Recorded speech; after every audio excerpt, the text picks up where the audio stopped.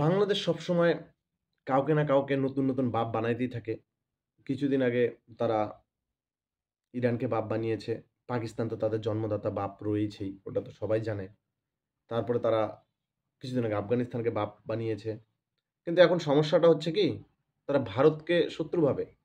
কিন্তু আফগানিস্তানকে তারা বাপ ভাবে। সেই বাপ এবং তাদের শত্রু ভারত একসাথে একসাথে যুক্ত হয়ে তাদের জন্মদাতা বাপ মানে পাকিস্তানকে শায়েস্তা করার জন্য উঠে পড়ে লেগেছে।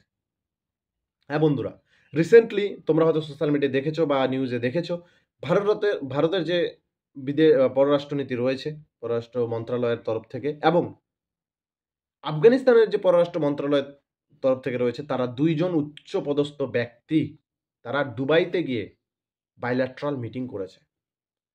বাইল্যাট্রাল মিটিং করে সেখানে কি আলোচনা করেছে জানো?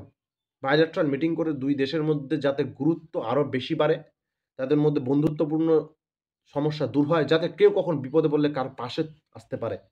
উন্নত ডেভেলপ মানে অ্যাকচুয়ালি আফগানিস্তান তো ভারতের কিছু করার মতো সেটা নেই।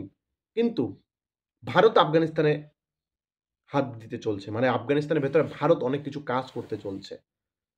এবং তার মাধ্যমে ভারত এবং আফগানিস্তানের মধ্যে এমনিতে কিন্তু ভারত এবং আফগানিস্তানের মধ্যে ম্যান টু ম্যান একটা লিঙ্ক রয়েছে, সেটা কিন্তু অনেক ভালো। মানুষের যে রিলেশন সেটা অনেক ভালো। কারণ আফগানিস্তান মুসলিম কান্ট্রি হতে পারে। কিন্তু তারা ভারতের সাথে তাদের লিঙ্ক ভালো। বন্ধুত্বপূর্ণ আচরণ। নানা ধরনের তুমি অনেক সময় ব্লগ দেখতে পাবে ইউটিউবে, যায় অনেক ইউটিউবাররা। সেখানে তুমি বুঝতে পারবে যে ভারত এবং আফগানিস্তানের মধ্যে ম্যান টু ম্যান যে লিঙ্ক রয়েছে সেটা অনেক ভালো।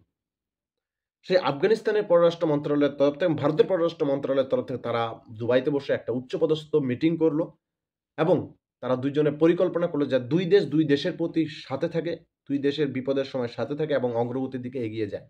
এখন যদি বিনা ইনফরমেশনে ভারত তালেবানকে মানে আফগানিস্তানকে কিছু মিসাইল উপহার দিয়ে দেয়, দিতেই পারে ভাই চুক্তি।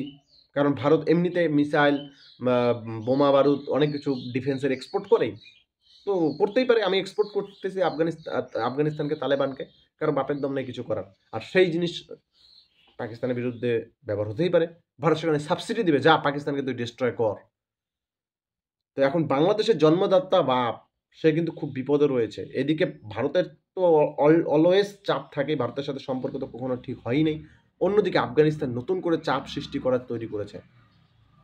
তার মানে এখন ২ দিক থেকে যদি চাপা পড়ে, ওইদিকে বেলুচিস্তান লিবারেশন আর্মি কিন্তু পাকিস্তানকে একদম ছিন্নভিন্ন করার পরিকল্পনা রয়েছে।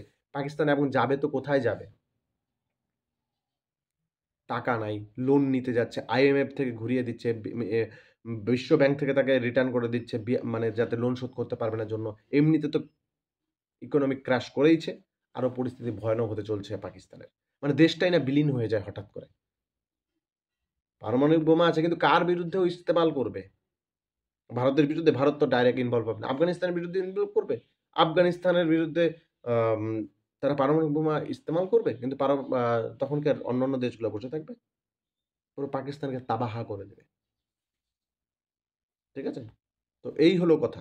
বাংলাদেশের যারাই নতুন বাপ তৈরি হয় তারাই বিপদে পড়ে। ইরান নতুন বাপ বানাইছিল, ইরানও বিপদে পড়ে গেছিল। প্যালেস্তাইনকে বাপ বানিয়েছিল, প্যালেস্তাইন বিপদে পড়েছিল। সিরিয়াকে কিছুদিন আগে বাপ সিরিয়াও ডিস্ট্রয় হয়ে গেছে। আর নিজেরা তো ডিস্ট্রয় হচ্ছেই, বাংলাদেশও ডিস্ট্রয় হচ্ছে। এটা না যে তারাও ডিস্ট্রয় হচ্ছে না। কিন্তু তারা যাদের সাথে যায় তারাই ডিস্ট্রয় হয়।